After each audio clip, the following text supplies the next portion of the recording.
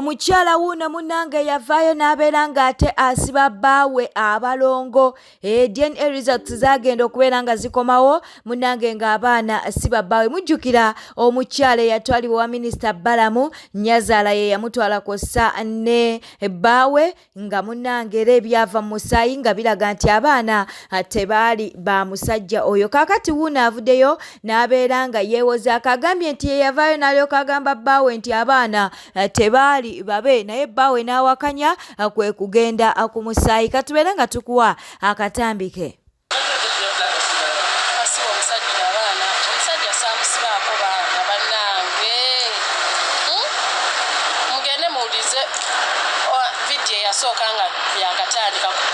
Omusajja nze yamwegambira ng'abaana ba 2 months ne mugamba nti abaana si baabo nakola ensobi.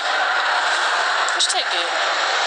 It was a wife and husband talking. Tekyali nti nze yamwegambira. So bwemba nali mubi naye nsobola okukimwatulira kitegeeza nali kyoya nakimugamba. Oba kusigala nankungoba angobe mangu nga bukyali. Kitegeera. Lwaki wakikola? Katonda eyantuma.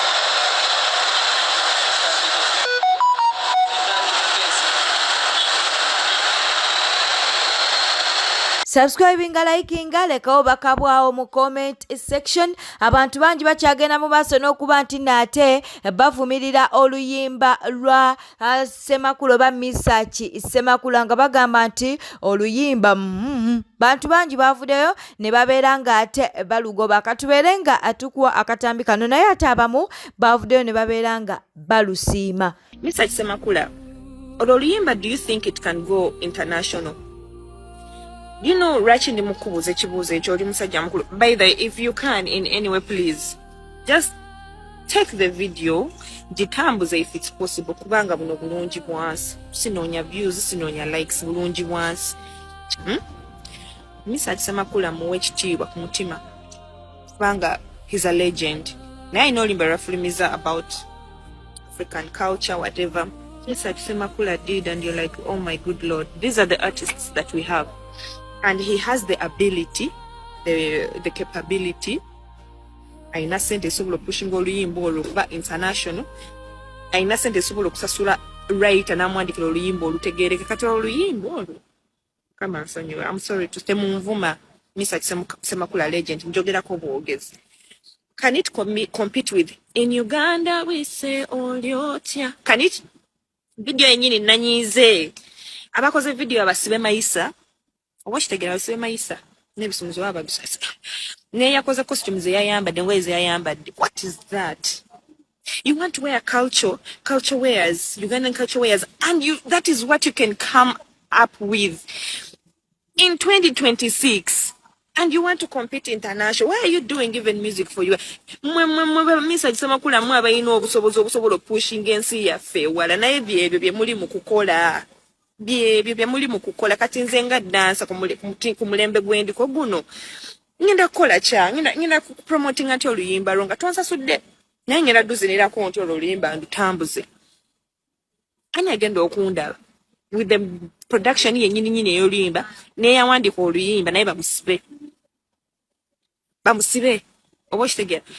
Ba videographer at least ba videographer baaligeze kubanga olaba ennyimba za Eddy Kenzo oluyimba ne welwali nga lubi, at least video yali evaayo nga eri okitegeera ekintu kyenjogerako.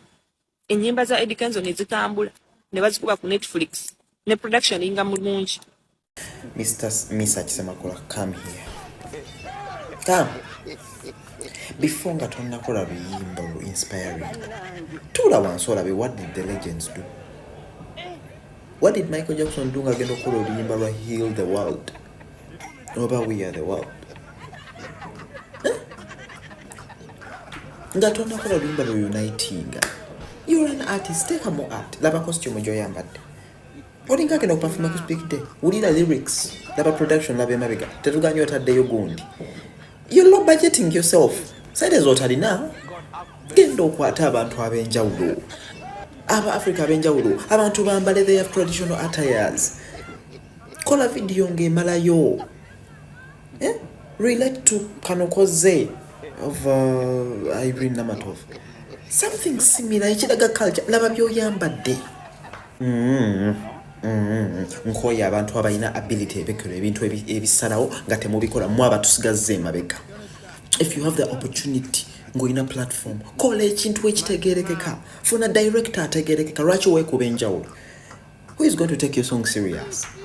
Ngako kenyinyi nte watute serious. You're a legend. Tula wansi. Go to the drafting board. If you like, come to my inbox. Nikulage kijeba kora engeri jeba kora inspiration song. You need fresh ideas. Oh, you made it. Emeka use a flag. For what? Oninga against mugundi. Kiriza tuwelenga tweyongerayo kyebakoze alien skin ate nga munne ddala yakimukoze. Nobat Event talina bigambo birungi eri alien skin oluvannyuma lw'okuba nti nate yavuddeyo n'abeera ng'alumba Bebe Cool. Ayogedde ne ku by'obutemu. Ayogedde ne ku by'obutemu katuweere ffe nga tukuwa akatambi kana amawulire tugakuwanga ate bwe tugafuna. Omwana Tufudde n'ebyaliwo ku fangoni mbirina gomanyi nti mbu we mwakyusa disiki ne mugijjamu military negenda okujja ewuwo nga kamera nkalu goloza tetubirina. I have all details. Buli ekyagenda nga ku fangoni nali kirina ku simu nga njifuna. Understand me, man. Understand some people, man. Kati mugende mpola eyo tuveeyo tugende ku serious business. Wamagwa ali kuno likinga followinga sharinga live. Alien file gyenkulinako gwe nenjikwasa government bwenti. File gwe teweebuuza gwe mu bwongo obwo naye bakusibanga nga nze nkweyimirira. Kati gwe bino era bw'otaakome ku bawagizi bo bano bino be bamanyira abantu. Gwe teweebuuza naye bakusibye natete nali mmaze ebbanga ki nga soogera naawe nze omu ku baakweyimira ne ttiimu yo. Abantu abamu mutegere nti ffe tuli bagezi. Alien skin fwe twasalawo ne twefuula abasiru. Ati alien nze kumanya nali nakwetooloola nga ne boozinyemba manya. Ninako ne benakusindikira n'obazina basatu. Nze tuyisire nzikola. Alien oyinako abaana abawala. Aba nabakusindikira n'obazina bulungi nnyo. Tugende empola ffe abamu. Andi wasazeyo mu bwongo obwo obunafu mboli mukuswaza Bebe Cool kati ngenda kukujjirayo bwino namba ali ngenda kukolera live eno yesose bwino gwe tuyina gwe kakubuli nga twamusumuludde mbwagwe ne incident gye watuko ne mugenda ne mukuba abasawo ng'okola diversion omubuuke yafiirewo bwino tumulina lwakusirika twasalawo ne tugaa katufuuka abasiru. Alien ne tiimu yo mwena abaana ba fangoni oyo omuvubuka oyo omweru yafiire wa alien gwe bagamba yali avuga simanyi motoka n'emutomera. Alien mutugende empola. Alien omuvubuka gwe baali bayita Joramu tuyina bwino gwe twasirikira alien sikini. Mwabawagizi ba fangoni abagezako okumumanyira mungende empola mmwe mbizi mmwe mbagatta bwogu mulinga ndegeya mulekanira nze ku social media. Ne wabayite watu muwera 50 muli wano mutulira bwino gwe tulina muyitirivu mwerabide mbajjukiza alien skin nagamba gula kamera zisewa kanze nazikuguzo batukimanyi. Mu mawulire amalala Kasirye wuuna avuddeyo n'abaako byayogera munnange ku lutalo oluliwo wakati wa Alien Skin kwosa ne Bebe Cool. Jjukira nti Alien Skin yavuddeyo n'abeera ng'ate alumba Bebe Cool era nalyoka agamba nti Bebe Cool amusobola mu bbato. Mbu Alien Skin asobola Bebe Cool mu bbato. Mbu Bebe Cool yalekeraawo dda okuba nti n'ate afulumya ennyimba. Katubeere nga nabyo tubikuwa. Abantu bangi bagenda ne baagala okufuuka mikwano gy'abantu n'okukolagana nabo nga tebatutte budde kutegeera abamuliraanye bagumidde ki bwe baba nga bakwatagana naye ebbanga lino lyonna abaayawukana naye ki ekyabaawula. Kati nze nafunako access ku Bebe ng'oluusi amanyi n'okunkubirako ne twogera.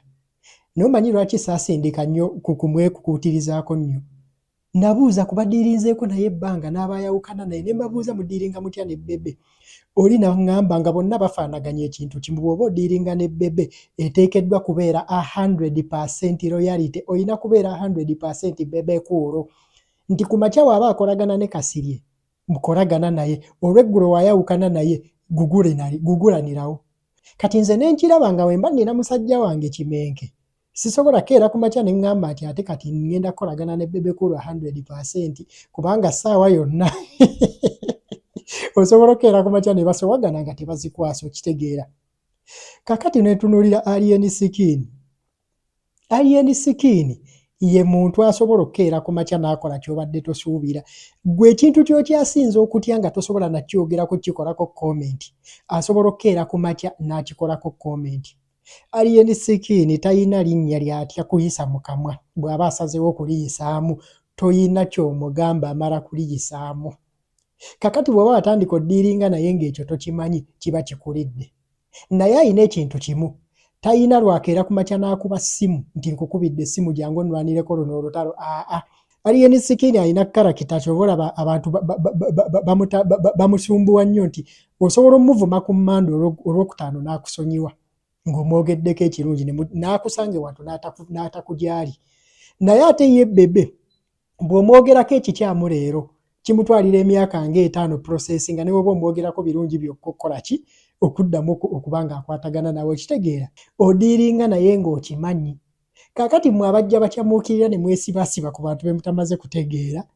mugenda kuzunga nnyo mu nkambi ez'enjawulo mugenda kugeya nnyo abantu mugenda kwekontradictinga nnyo nti ku mmande wagamba ono Katonda ku lw'omukaaga omuyite sitaani lwa nsonga temukola due diligence ku bantu be mugenda kudiiringa nabo. Munnange kooti y'okumutimbagano yatudde kooti y'omutimbagano yatudde era neebeera munnange ng'etuula mu nsonga za Haji Bakaluba kw'ossa ne Ssenga Acid. Akatambi kano we katakusesa ng'omanyi olina ebizibu bingi katubeere nga munnange tukuwa ensonga za kooti.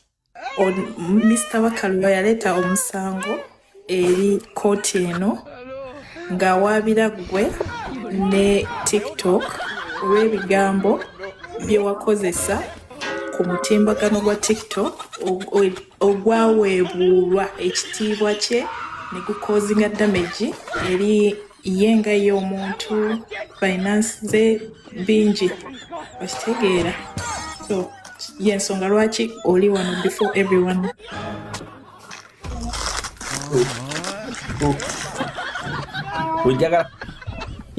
Injaga so okutegeera obulungi is Bakaluba in kote sawa zino ali wano Bakaluba mizi Bakaluba kyamutwe matako wolipa yono gwe nali njogerako. Order in court. I wanted to submit a little bit. Chechi kuba ekisinga.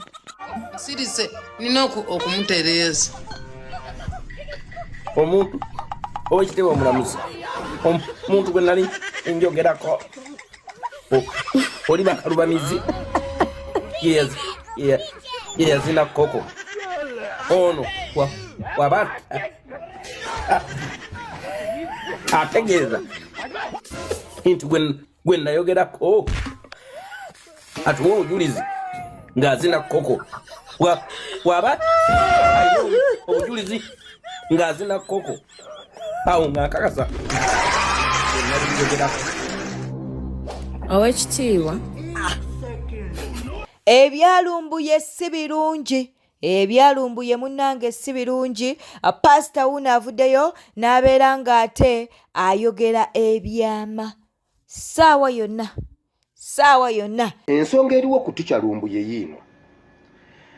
Abantu abamu ab'omu Turkey bali mu nteeseganya ab'omu gavumenti nga bagenda kukolagana njagala kantu kano mukatemeyo katambule ate muketegekere. Olukwe luli bwe ruti. Waliwo aba ESO oba wa ESO ali mu Turkey nga yadiringira nnyo mu Turkey awo mukyala bamuyita Catherine omukyalo ono wa eso bamuyita Catherine Ndahahumana. Catherine Ndahahumana baagala okuteesa n'aba poliisi ab'ettaki baarestinge Lumbuye mu ngeri yonna, bamukwate bamuteeke ku poliisi emu. Bwe bamuteeka ku poliisi emu bakonektinge ono wa eso ajje waakyalire Lumbuye, bapoisoninge Lumbuye nga alarm tennaba international alarm, bagambye international alarm nga tennaba kugira, bamukwate bamupoisoninge bamute ng'ensi tennabimanya nnyo. Lumbuye bamute addeyo ewuwe oba ewaka, nga ne gavumenti tekitegedde nnyo nnyo eyattaki egenda okukitegeera nga bamutadde tubadde tumukutte nga naye tumutadde azeeyo eka. Lunaku lumu 2 3 Lumbuye afe. Eso erina omuwala Munyarwanda bamuyita Catherine Ndahehomana, simanyi Ndahehomana, akyalire Lumbuye ng'ali ku poliisi. Era ticha Lumbuye weewale nnyo Uganda community in Turkey.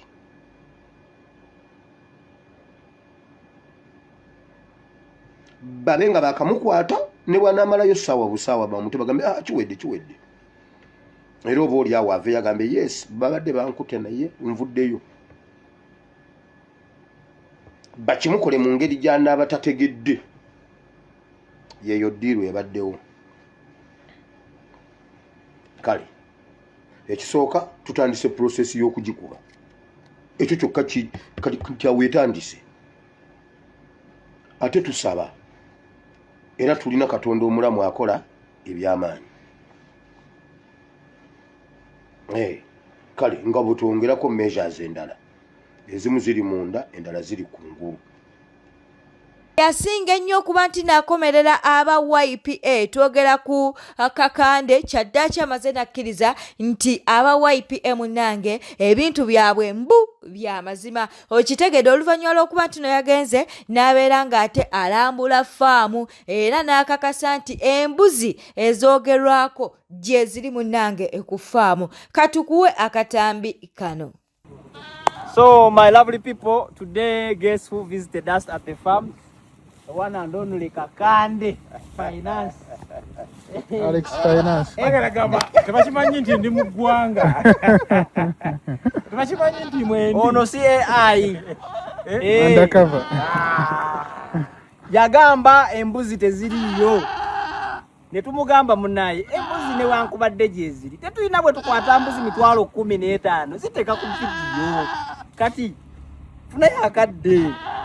Musajja n'ateekamu akanyonyi ke n'atuuka n'alaba kuba ekikawe yamaze obbalaba n'agamba ground ntuuso batonnaba ground nkiriko njitambula ate obuzibu bandeese Sembabule gye ntegeera twakalambula tugeze Ligomba abantu gye bamanyi ndi mu Sembabule twakalambula mmeka kati sawa nga 5 tugenda mu sawa 10 nakalambula farm tweno waliwo 3 zibadde nga 7 8 3 ziringa 11 ne buli wentuuka waliwo embuzi ezisoba mu 13 ekyo nkyekaka ate tukyalambula n'olwenkya mujja tulaba ekyesooka ate kyesooka okukakasa embuzi ze naakalabako embuzi zitandikirwako gye ziri 10,000 oba naagiwala oba siigibale naye ate embuzi kyo weziri ground kyo weziri